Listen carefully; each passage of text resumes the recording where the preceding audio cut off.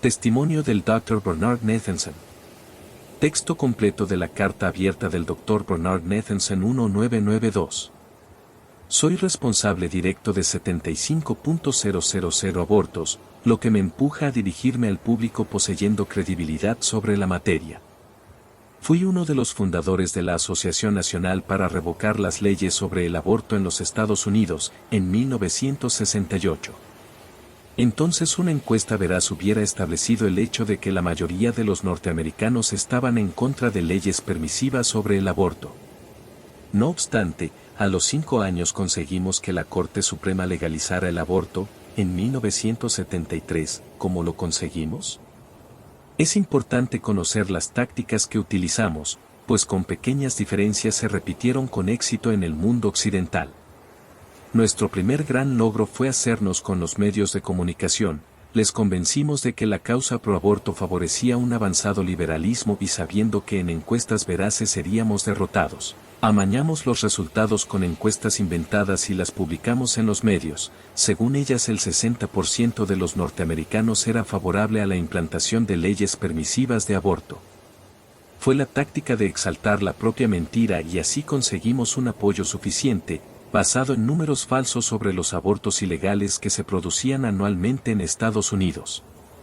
Esta cifra era de 100.000 aproximadamente, pero la que reiteradamente dimos a los medios de comunicación fue de 1.000.000, 1 millón. Y una mentira lo suficientemente reiterada, la opinión pública la hace verdad. El número de mujeres que morían anualmente por abortos ilegales oscilaba entre 200 y 250, pero la cifra que continuamente repetían los medios era 10.000, 10.000, y a pesar de su falsedad fue admitida por muchos norteamericanas convenciéndoles de la necesidad de cambiar las leyes sobre el aborto. Otro mito que extendimos entre el público es que el cambio de las leyes solamente implicaría que los abortos que se practicaban ilegalmente pasarían a ser legales. Pero la verdad es que actualmente, el aborto es el principal medio para controlar la natalidad en Estados Unidos. Y el número de anual de abortos se ha incrementado en un 1500%, 15 veces más. La segunda táctica fundamental fue jugar la carta del anticatolicismo. Vilipendiamos sistemáticamente a la Iglesia Católica, calificando sus ideas sociales de retrógradas, y atribuimos a sus jerarquías el papel del malvado principal entre los opositores al aborto permisivo. Lo resaltamos incesantemente. Los medios reiteraban que la oposición al aborto procedía de dichas jerarquías, no del pueblo católico, y una vez más, falsas encuestas probaban reiteradamente que la mayoría de los católicos deseaban la reforma de las leyes antiaborto. Y los tambores de los medios persuadieron al pueblo americano de que cualquier oposición al aborto tenía su origen en la jerarquía católica y que los católicos pro aborto eran los inteligentes y progresistas. El hecho de que grupos cristianos no católicos, y aún ateos, se declarasen pro vida, fue constantemente silenciado. La tercera táctica fundamental fue denigrar o ignorar cualquier evidencia científica de que la vida comienza con la concepción. Frecuentemente me preguntan qué es lo que me hizo cambiar, cómo pasé de ser un destacado abortista a un abogado pro vida. En 1973 llegué a ser director de obstetricia en un gran hospital de la ciudad de Nueva York, y tuve que iniciar una unidad de investigación perinatal.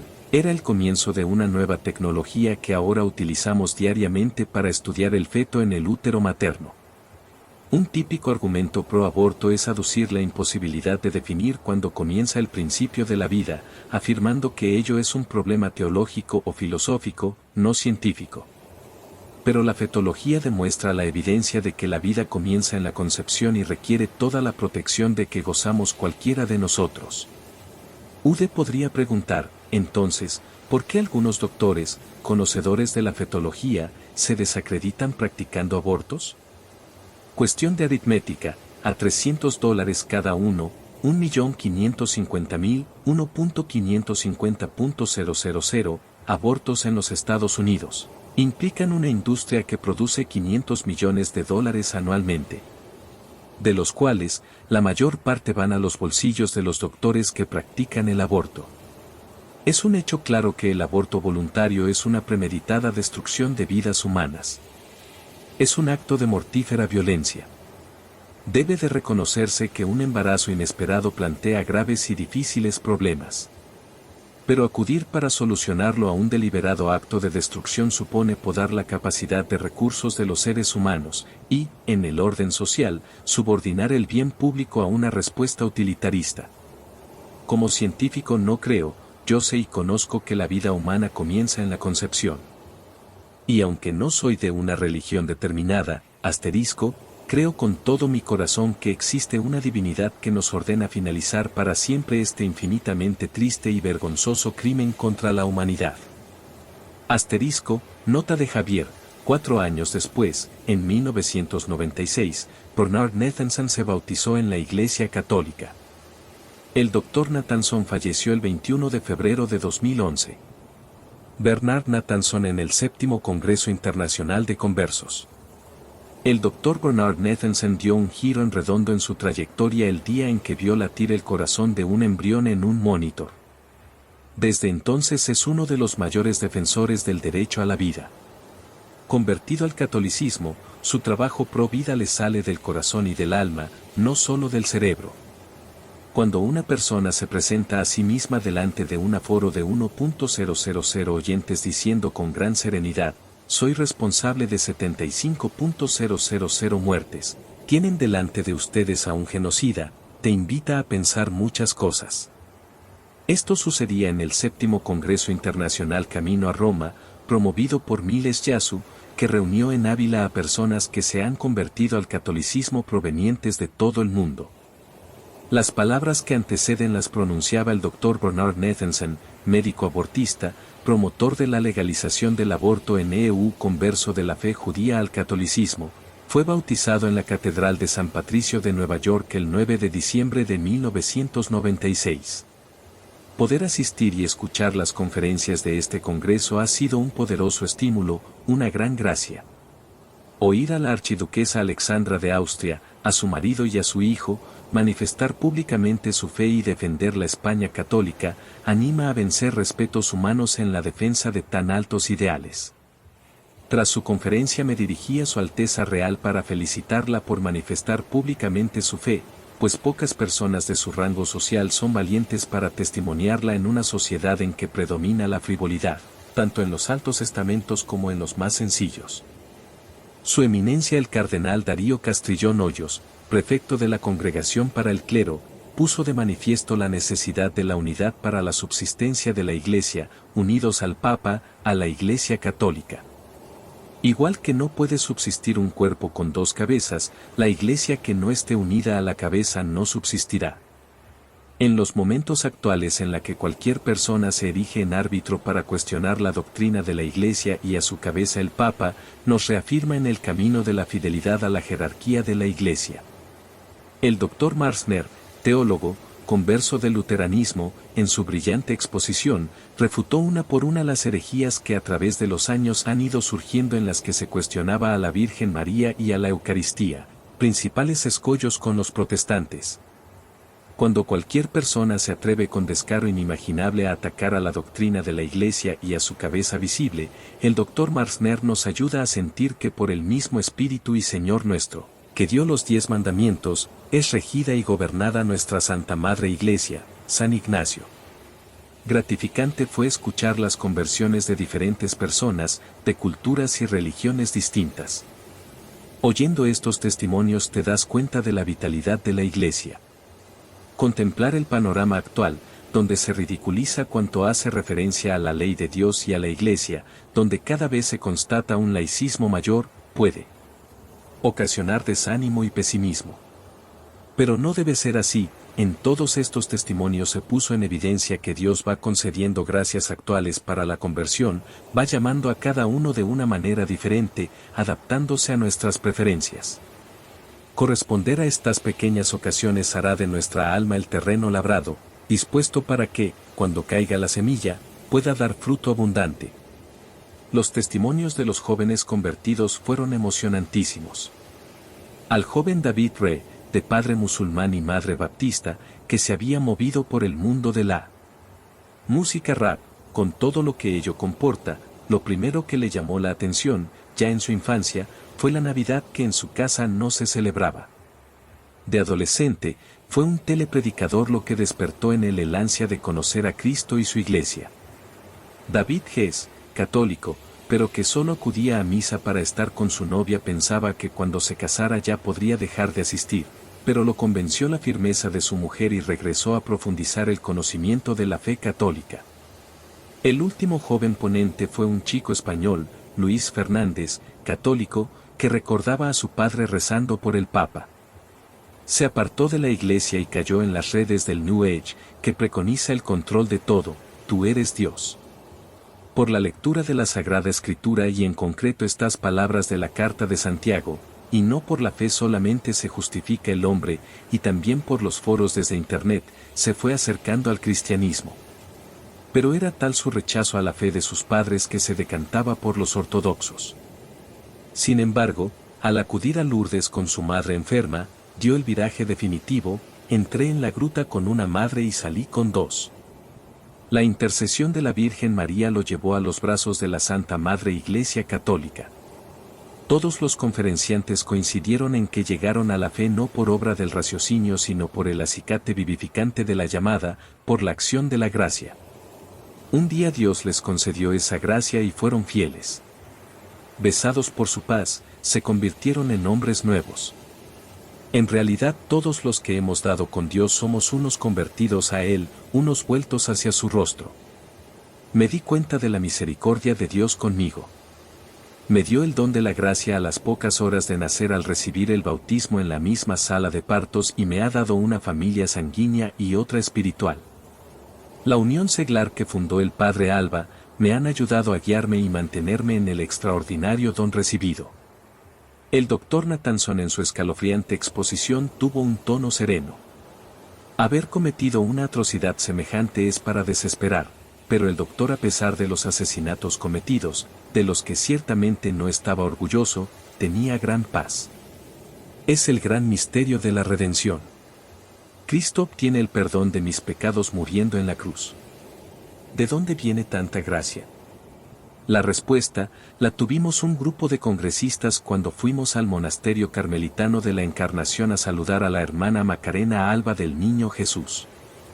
Estaba radiante de felicidad, llena de Dios, como decía de ella una hermana mayor. Estas monjas recluidas entre las cuatro paredes de un convento, con sus trabajos, oraciones y su vida ofrecida al Señor, son las que nos alcanzan las gracias para volver a Dios o para llegar a Él, y para perseverar. Bendito sí. Testimonio del Dr. Bernard Nathanson. Como ha reseñado María Carmen de Fuentes, médico también, el Dr. Bernard Nathanson participó en el Congreso de Conversos Camino a Roma celebrado en Ávila, España, del 8 al 10 de noviembre de 2002. Dio un testimonio impresionante en el que se presentó como asesino de masas y responsable de la muerte de 75.000 niños inocentes. Ahora consagra sus energías a la defensa de la vida humana. Explicó que dirigía la mayor clínica abortista de Occidente, en Nueva York. Tenía 35 médicos a mi cargo, con 85 enfermeras. Hacíamos 120 abortos cada día en 10 quirófanos. Durante los 10 años en que fui director, realizamos 60.000 abortos. Además, supervisé 10.000 y personalmente realicé 5.000. Tengo 75.000 muertes inocentes en mi haber. Conocido como el rey del aborto, tenía barcos, avionetas, fincas, mujeres, pero era todo en base a una gran mentira, la mentira de que la persona en el vientre materno no vale nada, reconoció. Hijo de un prestigioso médico judío especializado en ginecología, me crié judío, 3 veces a la semana iba a la escuela judía. Mi padre, educado como judío pero alejado de la fe, me preguntaba por lo que yo aprendía, se reía de mí y ridiculizaba lo que me enseñaban. A los 13 años, tras la ceremonia de entrada en la vida adulta judía, dejé de acudir a la sinagoga. Era un judío ateo. Así describió el primer eslabón de una cadena interminable. Tuve mi primera experiencia con el aborto en la universidad. Mi novia se quedó embarazada, y nos parecía imposible casarnos. Mi padre me dio dinero para pagar el aborto, ilegal, que se complicó. Ella estuvo a punto de morir. Yo la cuidaba, y me llenaba de indignación social contra el aborto ilegal. Años después continuó otra novia mía se quedó embarazada. Ella no quería abortar pero yo la persuadí. Quería el mejor abortista, y ese era yo, lo hice y así ejecuté a mi propio hijo, fríamente, sin sentimiento, otro procedimiento quirúrgico más para mí. El Dr. Bernard Nathanson fue cofundador de la Liga de Acción Nacional por el Derecho al Aborto. Tuvimos éxito, en 2 años conseguimos destruir la ley de Nueva York que penalizaba el aborto desde 1829. Pero el aborto legal no bastaba, debía ser barato, seguro y humanitario. En esa época no sabíamos nada del feto, no teníamos forma de medirlo, ni verlo, ni confirmar su humanidad. Nuestro interés se centraba en la mujer, no en el bebé, pero cuando dejé la clínica y fui director de obstetricia en el St. Luke Hospital de Nueva York, algo cambió. Allí empezábamos a tener la tecnología con la que hoy contamos. Por primera vez pudimos estudiar al ser humano en el vientre y descubrimos que no era distinto de nosotros, comía, dormía, bebía líquidos, soñaba, se chupaba el dedo, igual que un niño recién nacido. La verdad era que esto era un ser humano con dignidad, dada por Dios, que no debía ser destruido o dañado. El médico se convirtió a la defensa de la vida después de estudiar al feto durante 3 o 4 años. Cuestioné el aborto con conferencias e hice 2 películas. En una se veía un aborto real, un niño de 12 semanas aspirado hasta la muerte. Se veía cómo le succionaban brazos y piernas, se rompía el tórax, etc. Era muy fuerte. Los pro aborto dijeron que era un montaje. Les he animado siempre a que, si piensan así, hagan ellos su propia película de un aborto real, con sus propias imágenes. Nunca lo han hecho, porque saben muy bien lo que se vería. Pero a la transformación de Nathanson faltaba todavía algo importante, según él mismo relata. A principios de los 80 yo tenía dinero, propiedades, bodegas, 3 matrimonios fracasados, un hijo trastornado y 75.000 víctimas. Negaba que hubiese otra vida, pero sabía que la había. Deprimido, pensaba en el suicidio. Conocí entonces a un sacerdote pro vida y empezó un diálogo de 7 años. Él fue mi guía, mi Virgilio en el infierno. Me convencí de la verdad, de que la gran mentira ya no dominaba mi vida. Ahora mi trabajo pro vida salía del corazón y del alma, no solo del cerebro. A menudo se plantea el tema del aborto como libertad de elección de la mujer. Pero una persona no puede elegir quitar la vida a otra. No es posible hablar del derecho a elegir, porque se trata del mandamiento, no matarás.